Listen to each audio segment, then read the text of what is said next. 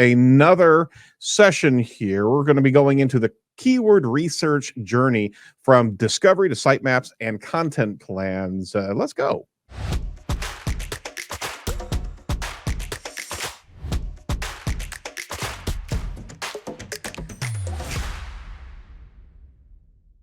Introduce you to Ben Feltweld. Ben brings about 15 years of experience in digital marketing with a specialization in SEO and SEM. His journey in the industry includes leadership roles as the director of 2 digital marketing agencies, which provided him a solid foundation in the field. He also is seeking to share his knowledge and contribute further. Ben actually started Baldor Digital. And his focus of the company is straightforward: to help improve skills in both in-house and agency staff in digital marketing. Committed to the principles of brilliant basics. I love that phrase. He advocates for a focus on core competencies in digital marketing. His approach is about simplifying complex concepts and making quality training accessible. His work through consultancy and training reflects his dedication to helping others grow in the digital marketing landscape. Ben, thank you so much for joining us today. Thank you, Aaron, for the welcome. You're more than welcome. Hey, I'm going to give it to you to take away. Give us an understanding of the keyword journey. Fantastic. So what I want to do is, following Connor's introduction and go through sort of the agency process, I want to take it back a step a little bit. And we tend to focus a lot on the different tools, the detail. We look at sort of the website audit tool, looking into the technical SEO. We look at lots of different individual features. But what I want to do is just take a moment to take a step back, tell a little story, and take us through how we can combine some of the different tools in SEO ranking, as well as external tools, to map out the entire keyword journey from start to finish. So we're going to start with just a concept of, we have a prospective client. We want to map out the keywords. We want to work out how we can use them, how we can research them, the whole expand and then refine back down to end up with something that is usable, that gives us something to work on.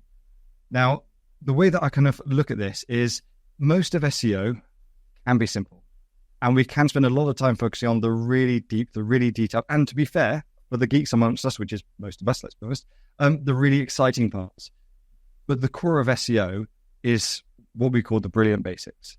And it's something that we use quite frequently as a term. And it's the idea that if you just do the essentials really well, really consistently, it provides results every time.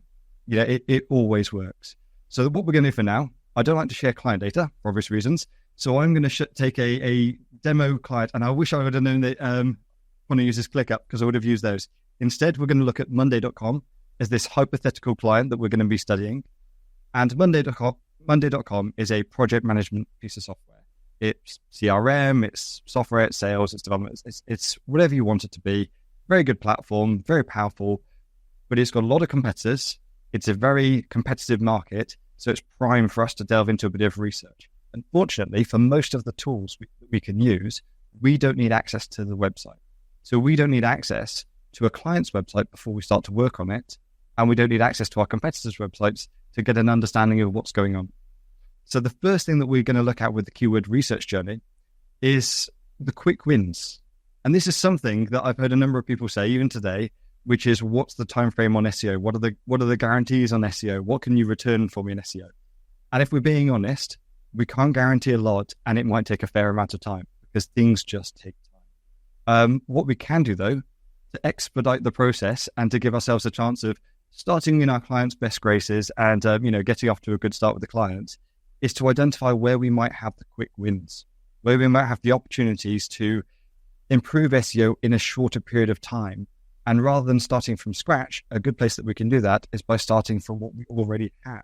When we're looking at keyword research, either via the Google Search Console, where we can, through Google Search Console, delve into the organic rankings that we currently have, or using the SE ranking competitive research tool, but focusing in on ourselves, focusing on our own client's website, we can start to look at the traffic and the keywords that we're already performing for. So using this, I've preemptively done Monday.com. We're looking at the organic traffic research within the competitive research tool. So it's all within the SE ranking tool set under the research area. Delving into it, we can see that they've got traffic. We can see that they're doing well. And what we can see straight away is they're doing well for Mondays, which is nice, but doesn't help us for much. We know that they're going to do well for Mondays. So the first thing we'll probably do is we're going to filter out to exclude some brand terms. So I'm just going to really quickly exclude some brand terms here. So exclude words that contain Monday. Oop, if I can spell, there we go. So apply the filter. Instantly, we've removed Monday.com from their own search rankings in terms of visibility. This is so we can just see all of the search terms that aren't to do with their branding. This gives us a bit more insight and a bit more of an idea. From here, we can start to identify where there are opportunities. Now, in case any of you aren't familiar, a quick breakdown of how this tool works. You've got a series of different columns, starting with the keywords, self-explanatory. These are the keyword phrases. And if we look at them from the perspective of things like Google Ads or other tools, these are exact matches, the exact phrases. If we then look at the difficulty, this is a perceived difficulty on a scale of a percentage. So the higher, the harder. 69%, 77%, these are going to be very challenging, very difficult. Depending on the clients you're working with, that might be fine. You might be working with multinational brands who have amazing domain trust, who have amazing sort of established website, and you have a large budget with a lot of team, a lot of resources, and you can just have at it and get competitive. That's not true for all of us. And looking at some of the chat today, I can see there's a few people I know and a few new people. And some of the people in the chat are saying, well, I manage a few websites, I manage a few clients. And for those, we just need to set realistic expectations. We need to understand within the difficulty what is reasonable for our clients. And it will vary, but it's a good benchmark to give us an idea of what's a realistic place to work. The search volume, obviously the average amount of searchly traffic coming through via these searches. And again, all data should be taken with a pinch of salt. We need to apply context to it. Just because it says 22,000 or 4,000 or 200 doesn't mean that those are the actual numbers. They're indicative. They give us a good idea, and they're good at comparing one set of keywords against the other, but they don't tell the whole story. Years ago, I was running an SEO campaign for a big national brand, and we were looking into caravan specifications, exciting keyword phrase. And when we did the keyword research, it was looking like the search volume was around 1,200 searches per month for caravan specifications. We built a tool, launched the tool, and within a week, we managed to effectively take over the search terms for it. And the search term itself, caravan specifications, yes, it was around 1,200 a month. It didn't account for all of the other variations. It didn't account for a Bailey, Oklahoma 2004 width or a Swift Avondale, all these weird and wonderful things that you get to learn when you dive deep into an industry like we know. And in total, that campaign generated somewhere between 60 to 80,000 visits a month through organic search terms. So search volume might have said 1,200. Don't take it at face value. These are indicators. These give us a good idea, but it's a good way of measuring one set of words against another for a fair comparison. Next up, we have search intents. So is it informative? Is it navigational intent? Is it commercial intent? Is it local intent? These might help when you're deciding for the business case reasons, why are we going to do this? What are these keywords actually for? Context around your keywords matters.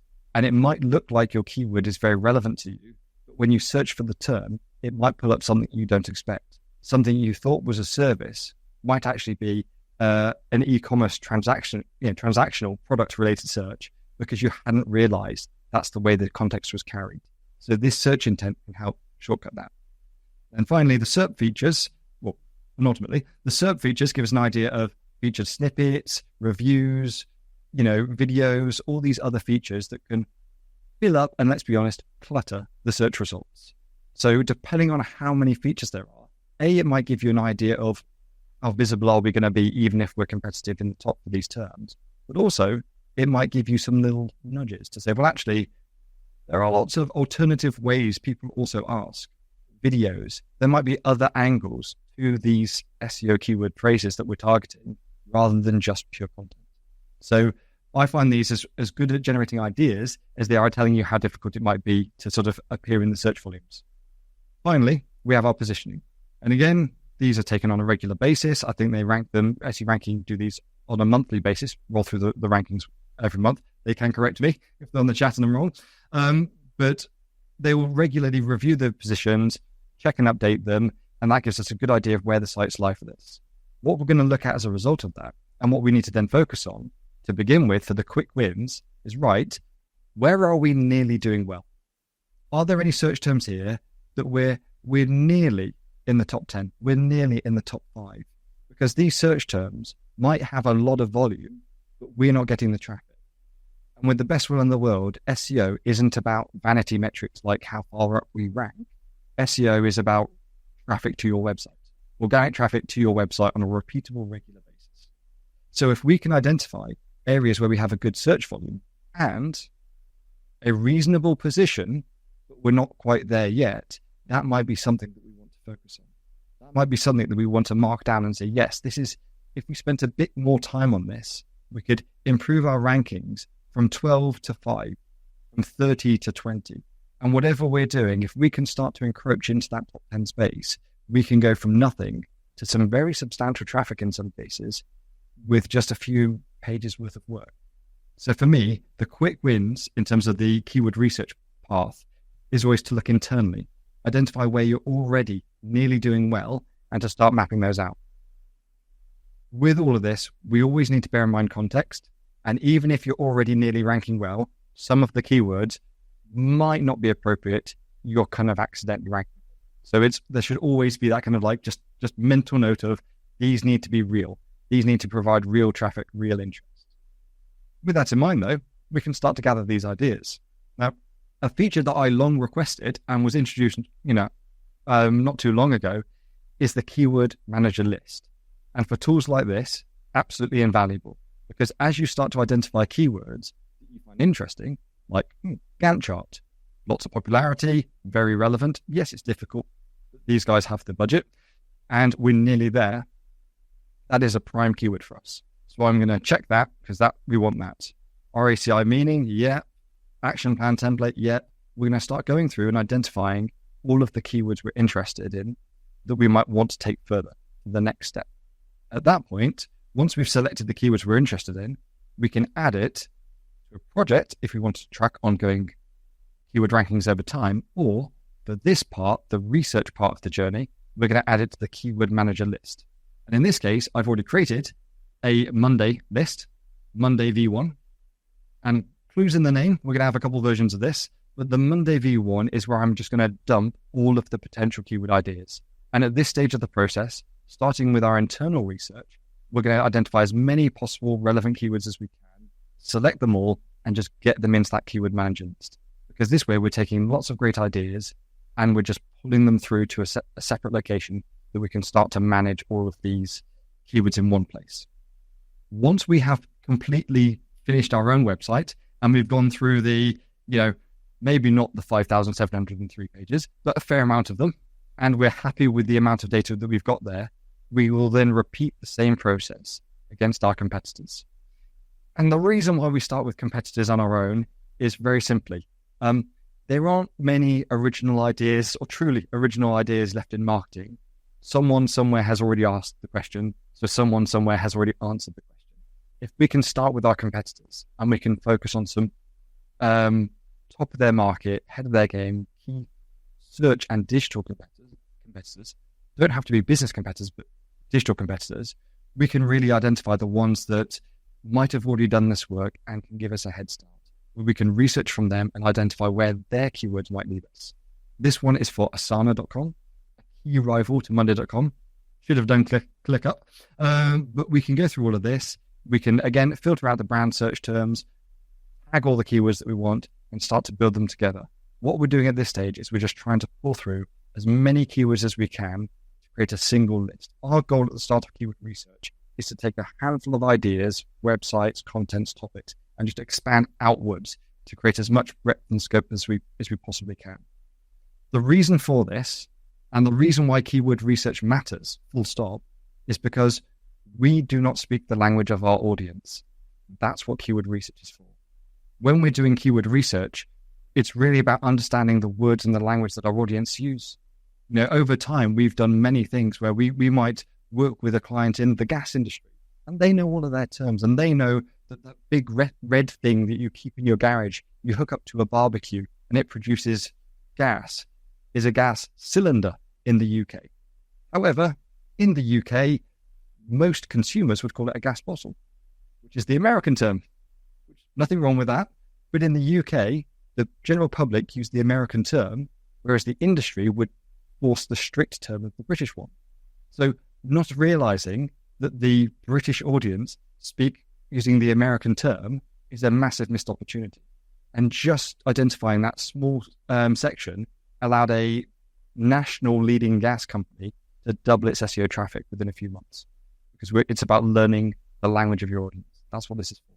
So we've started gathering the ideas, we've started putting them together, we've started building up our version 1 keyword list.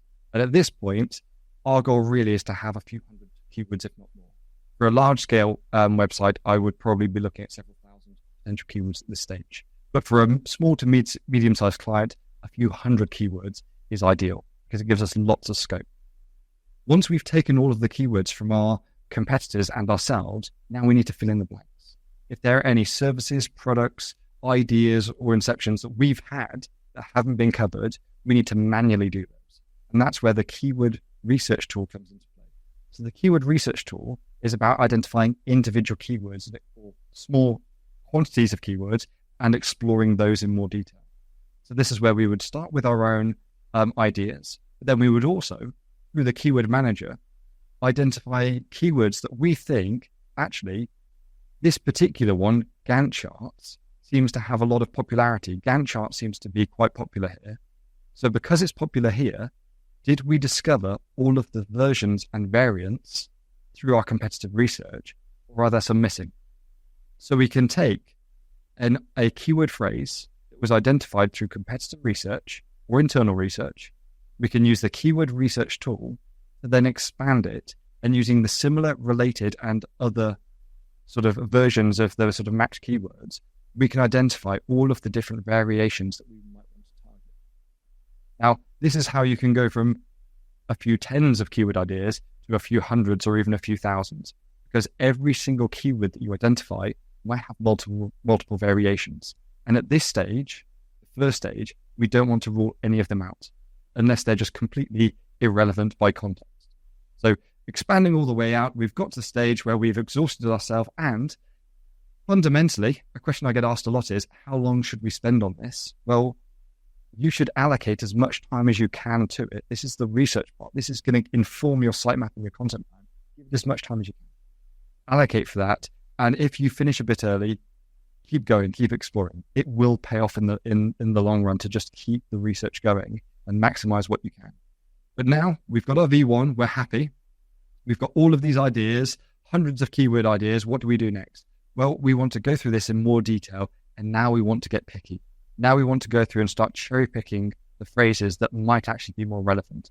This is where we're going to balance the volume versus the difficulty, the search intent versus the other features. If we're running Google ad campaigns by the side, we might also want to look at some of those features.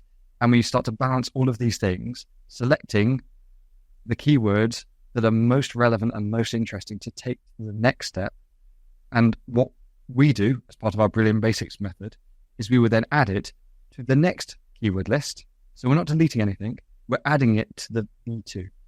So we're reducing the results. And the V2 that we end up with, this one, is a narrow selection of our top picks from the V1 list. We've still got all of the other V1 keywords there, so we can go back to them, pull back from them if we want to in future, once we've exhausted V2. But this V2 list now is a smaller cherry-picked example. So we now have a more manageable list that we can start to work with.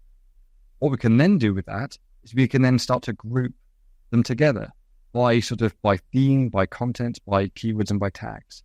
So you can just export this straight to Excel. I know a lot of people do. I like to try and stay in SE ranking for a little bit longer, and I use their new tag feature, or recent tag feature, and I like to tag up the keywords. You can use color codes, and you can do it how you want, but the general approach that I tend to use is I use a color per type of tag. So if it describes the format of something, so this is a format, this is a template, one might be a PDF, one might be an Excel spreadsheet or something. Whenever there is a mention of a format within the tags, that might be one color. Strategy, PR, marketing, sales might be another color. Things like the actual descriptor of what it is might be a third color. And this just helps me organize. You guys can do it however you want. It's entirely up to you. But I find that just tagging and grouping these things together really helps. And then at that point, we have groups of keywords, not just singular keyword, but groups of keywords together that we can relate together. This is the final part where, I'll be honest, this is the part where I do leave SE ranking. So saying briefly goodbye to SE ranking, I would then export this into a spreadsheet. And at this point, we can then start to go through the keywords in much more detail and just pair them up together and say, right, okay, if we're going after a keyword group, can we theme these? A page or pages on their own are fine. But if we can create thematic content structures within our website, within our sitemap, where sections, parent pages, child pages, themed blogs all relate to one another, all share keyword similarities, we can create thematic content. Keyword pyramid structures, whatever you want to describe these things as, they're all the same meaning. It's this idea of a themed content that isn't just on-page content, it's cross-site content, where there's a thematic structure there. And this is where we need to start picking those apart and saying, well, some of these are effectively the same thing. So business strategy format, business strategy template, business strategy templates, plural, or company strategy template, all of these are variations of the same word. So which of these final selected keywords is our preferred version of it? Which one's going to be either the parent page for a mini-series, or is going to be the title and heading of the blog, whereas the others might form subheadings or in-content sort of mentions. This helps us to create a really good hierarchical structure of keywords that we can then use to build out our sitemap. This is literally one of the most effective and powerful ways that you can run an SEO campaign when you're creating new content, is to build your sitemap and your content plan based on the keyword research and the structure that you want to bake into the website. We're not just putting SEO onto a website, we're building the website from SEO. It's similar, but very different. And as part of that, we can start to identify these are the pages that we need to build out. Here are the core pages that we want to focus on. And here are the kind of like the groups that we might want to bring them into. And by doing that and then labeling that into a website sitemap, and you might have multiple tools. There are lots of great tools out there for building out sitemaps. But once you've kind of built out your sitemap, you might discover that actually some branches of the sitemap would work well together. So rather than spreading yourself thin across the entire website, it might be you build out the website, one branch of the website at a time. So you focus on the same subject for a series until you have 4 or 5 pages built out, and then you can move on to the next part. And that's where the sitemap informs the content plan. And from that, we can actually create a priority order or a content plan order, and we can build out the pages based on the keyword.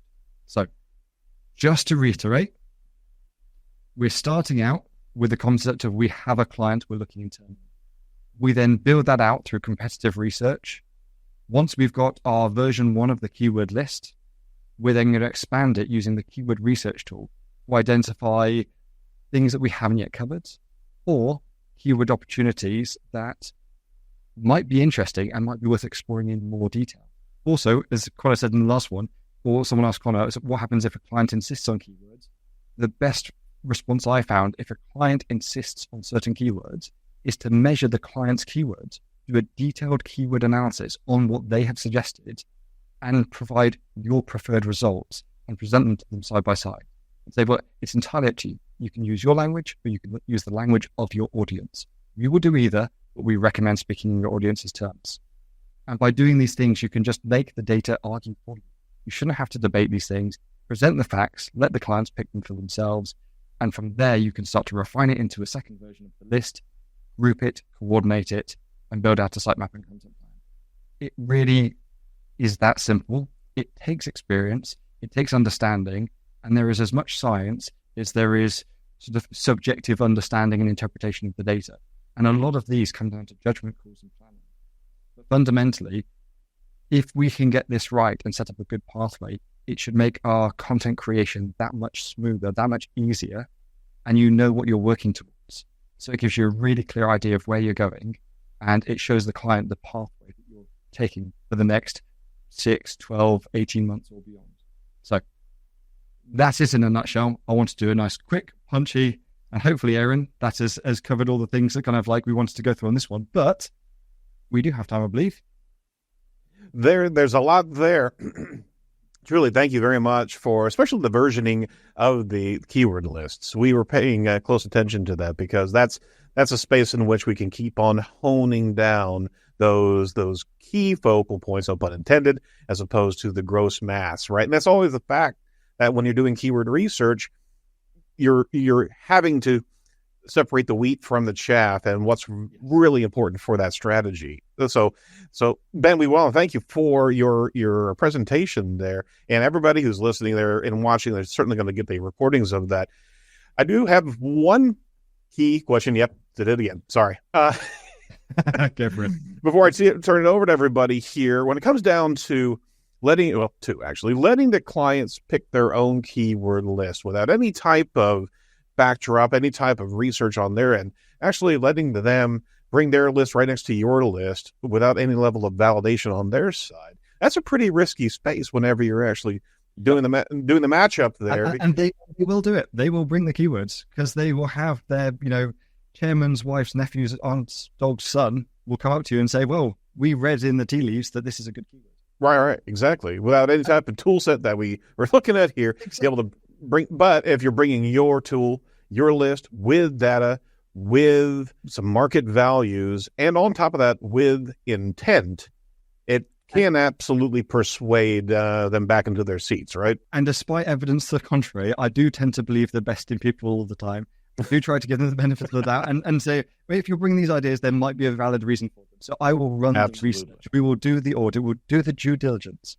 And we will check to see whether your ideas bring anything to the table. And if they do, fantastic. You've helped us. It will make it even better for yourselves and for us. Absolutely. Yeah, you have to have the buy-in you have to have the buy-in and listening to the client, even though their trophy words may not be that best strategy, at least they're communicating to you a good deal of their concerns, right? Exactly. Very good. Very good. Well, tying into that, last thing I want to ask is really a buyer's journey side of the intent of transaction. As you are tagging your different keywords with different strategy components and factors, we also have this kind of flight plan of awareness, consideration, and decision-making type of content. Yep. Do you also put that into some pattern recognition or manual tagging? 100%. Yeah. So awareness, consideration, conversion. I still use the older terms of PR, marketing, and sales because they're synonymous. We do the same thing. We tag them up each time. So is this going to be a lateral content brand awareness piece? Is this going to be a product or service interest piece?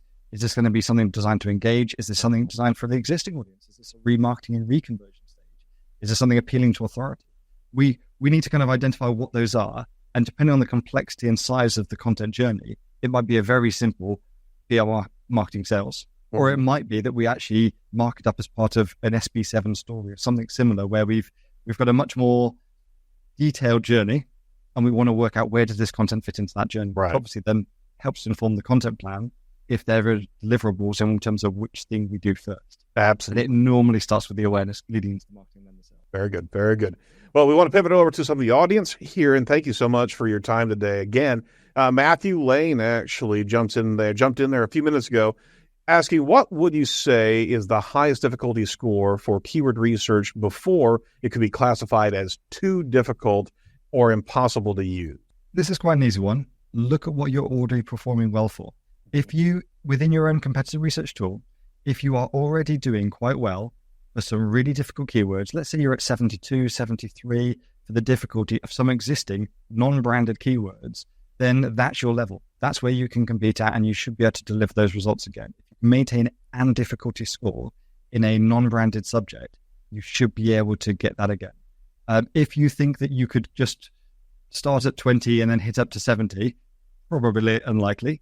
But it's a judgment call. I think you should always try to be a bit more than what you've got before. Mm-hmm. So something that I like to set with the people that I work with, especially in the sort of training environment, when I'm training digital marketers, either in-house or agency side, is I just say, every time you do something, do it one better. So just improve one thing on what you did last time. If last time you managed to achieve a difficulty score of 52%, in for 55 or 60, just push it that little bit more each time, because if you don't push yourself, you don't learn. It's a good rule of life. Yeah. All things being A hobby is great for everything. Yeah. Hey, the Fallen actually chimed in there. He says, in terms of keywords, can you track multiple keywords individually attached to one URL or page inside of the software?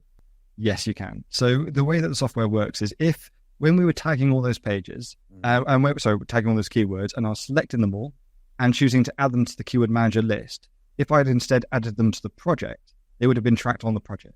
We can group those together. So much like we would want to group the keywords, I'd always recommend that you group together keywords as you add them to projects. That keeps those keywords together. It means that if multiple keywords relate to a single page or mini series of blogs, parent-child pages, whatever, and then all of the keywords that relate to that section of the site can be contained within one keyword group. And then all of those can be tracked, whether it's against a single URL or multiple. Right. I understood. Now, sidebar here. Have you experimented in AI keyword clustering? I haven't yet. No. I am decidedly old school. I've been using AI for a lot of things, but I've not used it for that yet, at least not in anger.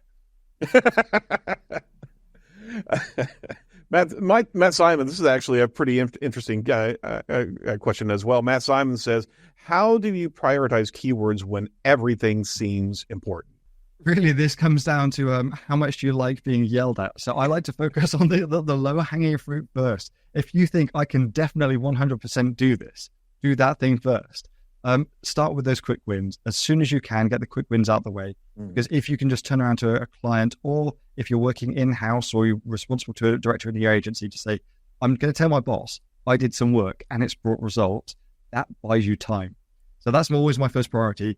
Give yourself some time, because the one thing that I've seen time and time again, it's a sort of sad state of the industry in some ways, is a lot of time people in digital marketing and SEO get a lot of negative feedback. They can get a lot of criticism. And I know people who jump between agencies, people get lots of horrible backlash because SEO isn't as fast as they hope. You can't control it's a real-time bidding war. It's a real-time auction house, effectively. We can't control what the rest of the world does. But if you can identify the quick wins, you improve your chances of doing okay. Let alone the fact that a helpful content update, spam update, and link update come on the same day through a Google core algorithm update. You never know. You never know.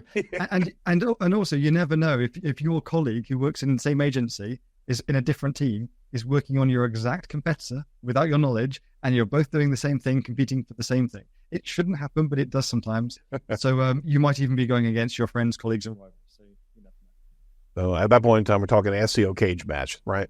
Literally, Let's get into the octagon. Two go in, one come out. All right. Yeah. Last question here. You mentioned sitemap tools, and Paulina wanted to know what you recommend as some sitemap tools that are out there. There's a number that we use for visualizations, but I still like spreadsheets. Yeah, I still find that you can't beat them for the ability to filter and organize. It depends on whether you're a visual learner or not. There's some other really good tools out there. I've used Octopus for a number of wireframes, and there are some great ones out there for visual sort of like recognition. I start in a spreadsheet, and I normally finish in a spreadsheet. And then if a client insists that they want to see what it looks like mocked up, I then translate it to someone else. But for me as a working tool, I find that having that in the spreadsheet means that I can change a lot of data sets quite quickly. And I can also run some statements, and I can do some queries to kind of interrogate the data, which you don't need to on smaller sites. But if you start managing keywords where you're looking at hundreds of pages or more, you need something where you can manage the data. So, from a sorry to interrupt you. From a visual standpoint, there is a tool out there I do recommend. That's called FlowMap with 2 Ps. Yeah, it's actually a really cool visual organization that can easily communicate to the client and show them where you are in your progress as well. As I tell you what, sir, this could be a long conversation. Ben, thank you so much for your participation in the webinar today. You're very welcome. Absolutely. All right. Thanks so much. Everybody who's watching right now, make sure that everyone that you understand that everyone with a paid subscription can actually go and level up their SEO game right now by watching the courses on SE Ranking Academy. Here's a few courses that they have with Jason Bernard, SEO Basics course. You can actually check that out. Content SEO course with Joe Williams, How to Promote Your Agency course with Miriam Jesser. It's a fantastic course, as well as SE Ranking in Action. You can get a guided virtual tour of every nook and cranny of the SE Ranking tool. You can actually explore each tool in depth and check out all the different features and how it can help you with your business.